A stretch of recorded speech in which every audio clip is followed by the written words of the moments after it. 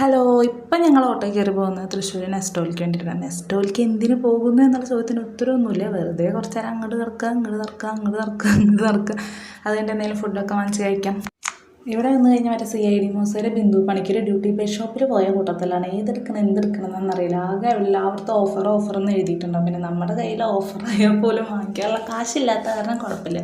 ഈ ഒരു ഏരിയ കുറച്ച് ഡേഞ്ചറസ് ആണ് ആരുവിനെ മാനേജ് ചെയ്യാൻ വേണ്ടിയിട്ട്. പിന്നെ ആരും ആ ചോക്ലേറ്റ് ഈ ചോക്ലേറ്റ് എന്ന് പറഞ്ഞാൽ അങ്ങനെ വാശി പിടിക്കുന്ന ഒരു കൂട്ടത്തിലൊന്നല്ല. ഒരുപാട് മിഠായികളൊന്നും വേണ്ട. ഈ ഒരു സാധനം അവന് നല്ല ഇഷ്ടമാണ്. പിന്നെ വില നോക്കിയപ്പോൾ 30 രൂപ എന്നാണ് കണ്ടുള്ളൂ. ഞാൻ ഒന്നുകൂടി നോക്കി 300 30 രൂപയാണ്. അപ്പോൾ അതൊരെണ്ണം വാങ്ങി കൊടുത്തു. പിന്നെ ഫുഡിൻ്റെ സെക്ഷനിൽ പോയപ്പോൾ അവനും നല്ല വിശപ്പുണ്ടായിരുന്നു, ഞങ്ങൾക്കും നല്ല വിശപ്പുണ്ടായിരുന്നു. പിന്നെ ഒരു കൺഫ്യൂഷനാണ് എന്തെടുക്കുന്നുള്ളത്. കാരണം കുറേ ഐറ്റംസ് ഉണ്ടായിരിക്കും. പിന്നെ ഈ മന്തിയും ബിരിയാണിയൊക്കെ നമ്മൾ എല്ലായിടത്തും പുറത്ത് പോയി കഴിക്കുന്നതല്ലേ. അപ്പം ആ ഒരു ഏരിയയിലേക്കൊന്നും പോയില്ല. അപ്പോൾ ആരുവിന് വേണ്ടി വാങ്ങിയിട്ടുള്ളത് ഗീ റൈസാണ്. അവന് എരിവില്ലാത്ത സ്പൈസസ് ഇല്ലാത്ത എന്തെങ്കിലും വേണം എന്നുള്ളതുകൊണ്ടാണ് അത് വാങ്ങി. പിന്നെ ബ്രോസ്റ്റഡ് ചിക്കൻ വാങ്ങി. ഞങ്ങൾ വാങ്ങിയത് എന്തായിരുന്നു, ചിക്കൻ വിങ്സ്, ചില്ലി ചിക്കൻ, പിന്നെ പത്തിരി, അങ്ങനത്തെ എന്തൊക്കെയാണ് 2 സാധനങ്ങളൊക്കെയാണ് വാങ്ങിയത്. വലിയ ക്വാണ്ടിറ്റി ഒന്നുമല്ല, ഒക്കെ കുറേശ്ശെ ക്വാണ്ടിറ്റി. അപ്പോൾ എല്ലാം കഴിച്ച് നോക്കുകയും ചെയ്യാം. പിന്നെ ഒരുപാട് വേസ്റ്റേജ് ഒന്നും വരില്ലല്ലോ. പിന്നെ ഈ ഒരു ഏരിയയിൽ നമുക്ക് വലിയ വീഡിയോ ഒന്നും എടുക്കാൻ പറ്റില്ല. കാരണം ഞങ്ങൾക്ക് 3 പേർക്ക് നല്ല വിശപ്പുണ്ടായിരുന്നു. വെയിലെന്ന് പറഞ്ഞാൽ നല്ല ക്ഷീണം ഉണ്ടായിരുന്നു. അപ്പോൾ ഇത്രയും